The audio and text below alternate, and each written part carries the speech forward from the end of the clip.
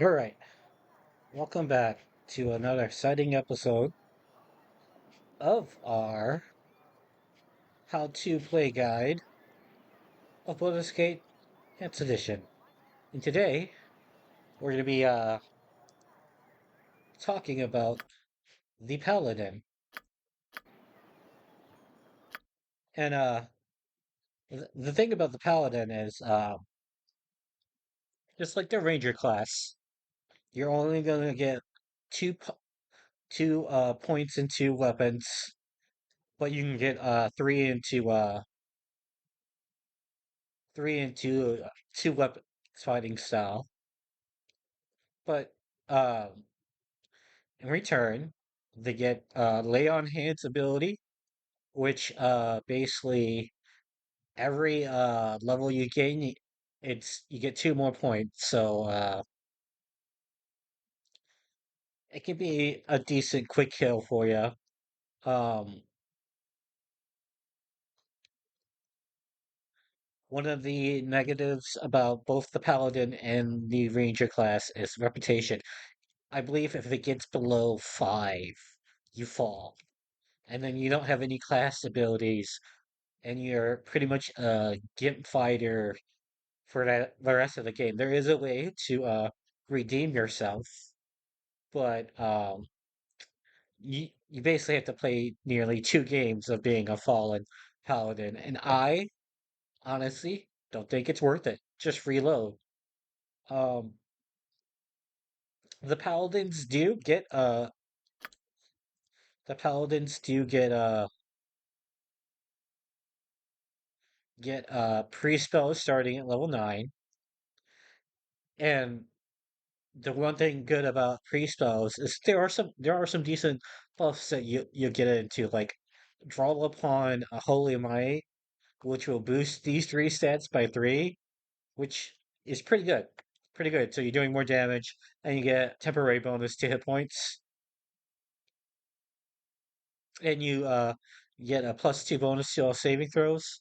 You can cast protection from evil, which, if I Not a remember problem. correctly, don't move. If I remember correctly, is yeah, so when the spell is cast, it creates a magical barrier around the recipient at a distance of 1 foot. The barrier moves with the recipient and has two major effects. First, all attacks made by evilly enchanted creatures against the protected creature receives a -2 to each attack roll. Second, summon demon cannot target the protected creature. So basically, you get a -2 to evil creatures attacking you. So that's pretty good. It's decent buff. Um, Detect evil, uh, not really used, but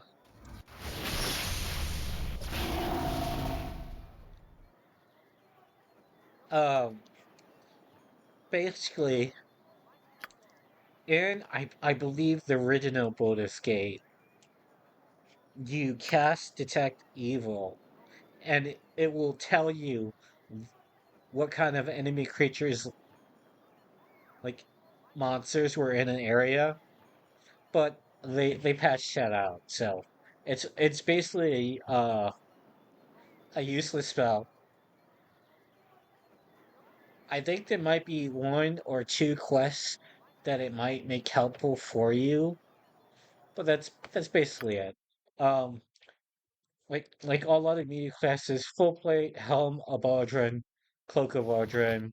You want the potion of vulnerability, the uh, the potion of heroism, uh, your three major healing items here, your potion antidote, it's a health, ring of protection, Endon's gift, or Batalista's passport, whichever one's better for you. Two weapon cells, fine.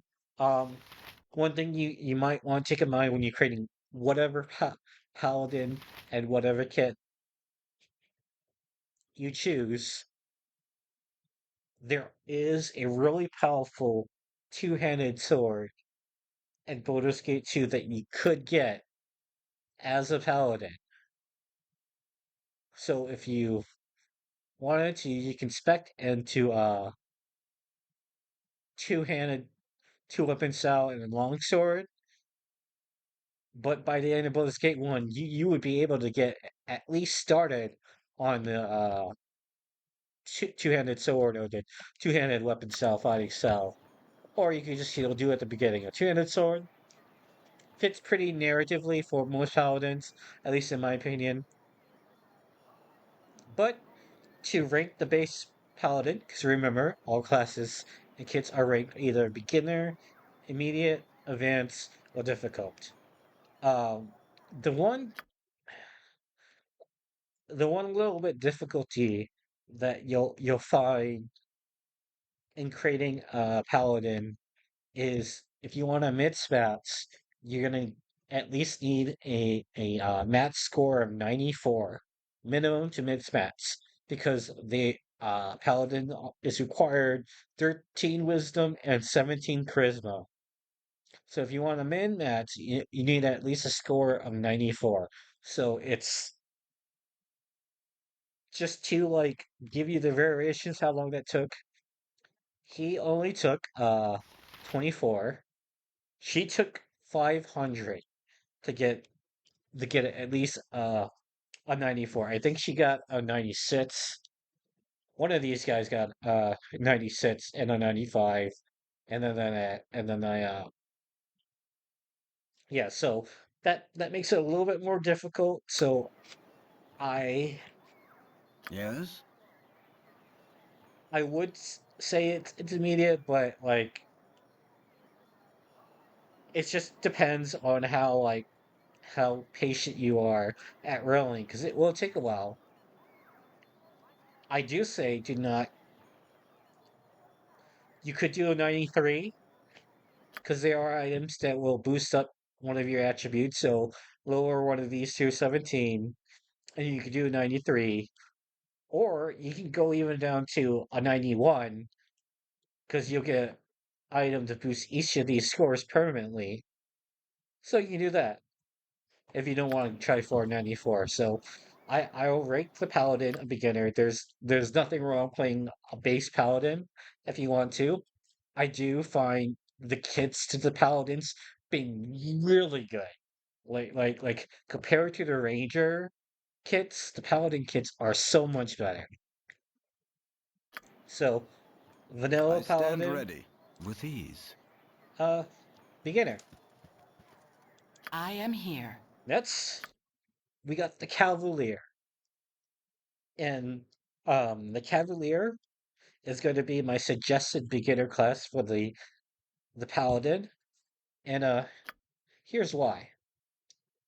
So the cavalier is basically like the stereotypical knight. You get a +3 bonus to hit and damage rolls against all fiendish and draconic creatures. Not that great. Here's where it's really good. May cast remove fear once per day per level. So by end game where you're like level 8, it's either at level 8 or 9. It's been so long since I played uh without a level cap that I've forgotten. But you'll have at least 8 of the remove fears, which is really good. Then you get immune to charm, fear, poison, and morale failure with a 20% resistance to fire and acid. So basically, in vanilla Baldur's Gate, nearly all early mages you come across will cast horror. And the remove fear, it lasts it lasts for 1 hour, so you can pre-cast it to yourself if you suspect a mage fight coming. And their horror spell won't work. Morale failure, basically, is like if a character witnesses or get hurts too much, they will get the fear status, and remove fear will prevent that as well. it used to be a bigger problem in vanilla Baldur's Gate, but Baldur's Gate Enhanced Edition, I don't think I've ever had a party member experience morale failure. So I don't I don't I don't expect it to be a problem. But charm, really great to be protected against. Poison, also great to be connected. Basically, in Baldur's Gate 1, your immunities are you're being immune to basically all like debuffs that random monsters can give you for the most part. Some undead, you'll have some trouble with some undead with like paralyzation and whatnot, or like God forbid, there's a cleric that casts hold person on you. There's not much, but there are a few that will. But and then the 20% resistance to fire and acid, pretty good. Cause like if you go in here, get your ring, taste of passport. Now your your fire resistance is up 60, and I believe there's a another uh Lys's passport in the game. There's two of them, and so you could have a 100% fire resistance, and then give yourself the frost embrace or the talus boots to get more elemental resistance. That way, like you could take some fireballs and some uh what's it called? Cone of ice. Though I don't think that's usually cast in vanilla Baldur's Gate. I think it's just circle stratagems. I tend to use a sword and shield style for my cavalier because that's just uh thematic, and there are like it's really thematic to the kid. So I'll rate cavalier as a beginner. Indeed.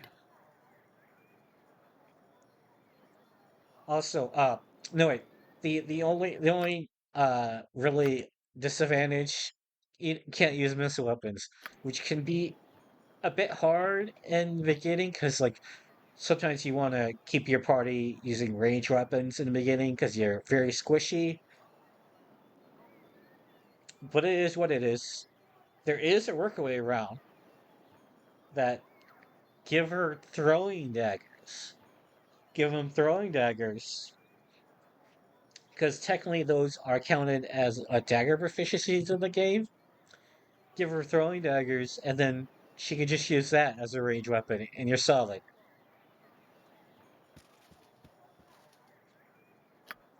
What would you have me do? Up next, we got the Inquisitor. So the Inquisitor is basically a mage hunter, and it's really good, especially in Baldur's Gate 2. This is where you're gonna see its most benefits. But you can cast Dispel Magic once per day, and you gain one use level 1 and additional at level 4. So basically, you're gonna cast this Dispel Magic faster than an anti-mage can. So as immediately see the mage, you can just boom, cast it. You can cast True Sight, and basically True Sight is like a continuous like uh detect invisibility each round of each turn. That allows you to see invisible creatures. So like mages won't be able to cast improve invisibility or shadow door to hide away and cast another buff spell or another like debuff against your party. You're gonna see through that. Also, uh enemy like rogue characters will, chug potions of invincibility to like backstab your party. Nah, you're seeing through that. And you got immunity hold and charm, which is pretty good ba- pretty good defense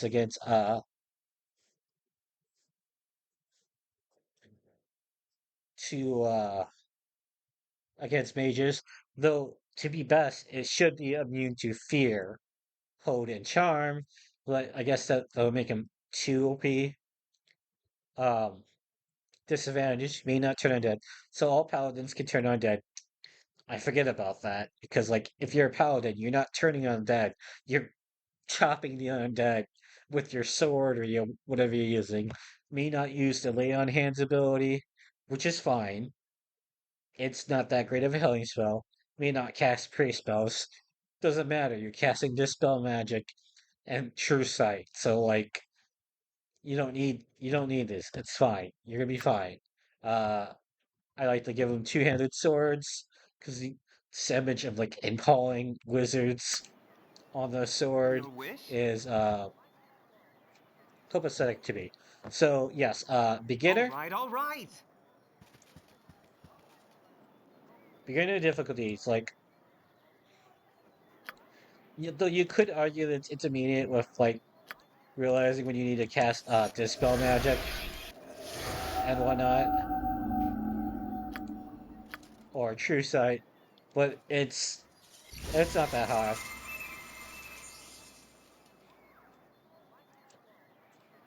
But but still a beginner. And my favorite paladin class. This is a class that I've beaten the game with more than any other class, and that's the Undead Hunter. So basically, the Undead Hunter is just a paladin, uh, just sent to kill the undead. So you get a +3 bonus to hit and damage roll against undead creatures. Not that great. Immune to hold and level drain, which is basically all the undead's abilities. So like ghoul and gas, like paralyzing touch, even carrying crawlers, paralyzing touch, you're immune to that. And level drain, which are um, stronger undead, like vampires, wraiths, they will level drain your character, and if your character reaches level 0 with the level drain, they're dead. So this gives you protection against that.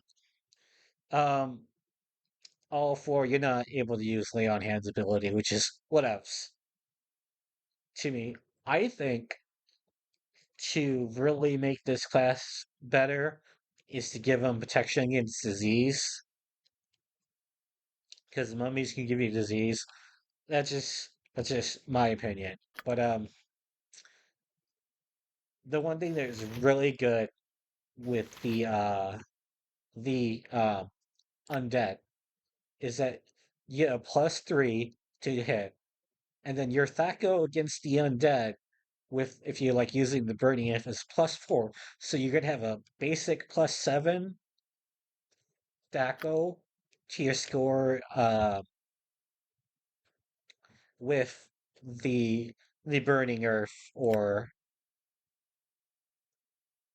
+2 with the horror. So you're getting a nice THAC0 score with these weapons to hit in Baldur's Gate 1 and Baldur's Gate 2. There are certain weapons that will hit an undead and they have to make a save versus death or die immediately. And they're never gonna make that save because they don't got the score to make it. So you're one-shotting with these weapons. And it's great. I'll give you lots of fun. You still get pre-spells. So you still get like buffs like draw upon holy might, armor of faith, buffs like that. So it's still solid. Um, the only problem Hi. with the undead hunter is that it's undershadowed by all the other kits in the paladin because they're just better. They just have better benefits. Um, yeah. So undead hunter beginner. Consider it done. Yes? The last one in the paladin kit is the blackguard. It says blackguard, but apparently it's called blackguard. That's how they pronounce it. One major difference is the only requirement, minimum requirement is charisma is 15, so you need 88 to uh to get uh a min-max ability score. And basically Blacker it's an evil paladin. So but it's so much better than the vanilla paladin. I think it's on par on like the Cavalier on utility, but the Blackguard dominates the base paladin because you get immune to level drain and fear, which is great. You basically can turn dead as the paladin, but like, why would you? Uh, I find easier just to because you're take you can kill whatever undead's coming towards you. You're not like a cleric that might get overwhelmed. May use the absorb health ability once per day, which is just basically just like lay on hands, but you're just stealing it from an enemy.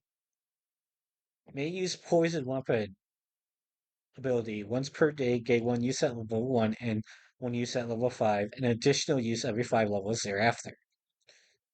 This makes the Blackguard OP. It used to be stackable, I believe before they patched it to nerf it. So each successful hit within the next 5 rounds would inject poison into the target. Each target will only be affected once per round. The amount of poison damage depends on the character's level. So level 1, target suffers 1 point of damage per second for 6 seconds. So like creatures you're encountering in level 1, that's killing. That's killing them if that lands. Level 5, target suffers 1 point of damage for 12 seconds. And then also immediately suffers 2 poison damage, no saves. So like you're adding poison damage. At level 9, target suffers for 18 damage and immediately suffers poison damage for 4. Then it's 24, it goes up to 6. And at level 3, you gain the Aurora of Despair. And when this ability activates, all enemies within 15 feet of the Blackguard suffer ill effect based on the Blackguard level. So level 3, you get -1 penalty to hit and damage roll, and -2 penalty to armor class. And it doubles at 6th level, it doubles the penalty to hit and damage. And then both of them double at level 15. And at level 20, it's level 4. And enemies with 18 or fewer hit dices are panic as well. So at level 15, level 8 characters and lower panic, and at level 20, level 18 and lower characters panic. You're of course restricted to evil, and you not cast detect evil, protection from evil, or lay on hands abilities. But you can still cast pre spells, I believe. Yeah, you can still cast pre spells. And this What? uh just makes the Blackguard really good if you want to play evil character, evil mule character that's not a Agreed. fighter. Um, I rate the Blackguard beginner level. So like I said, my choice for beginner players is to Your play the concern? Cavalier, and my favorite is Yep. the Undead Hunter. But but overall, this is a complete beginner class rank difficulty for a class. Um, if you like this video, go leave a like, a comment, and don't forget to subscribe.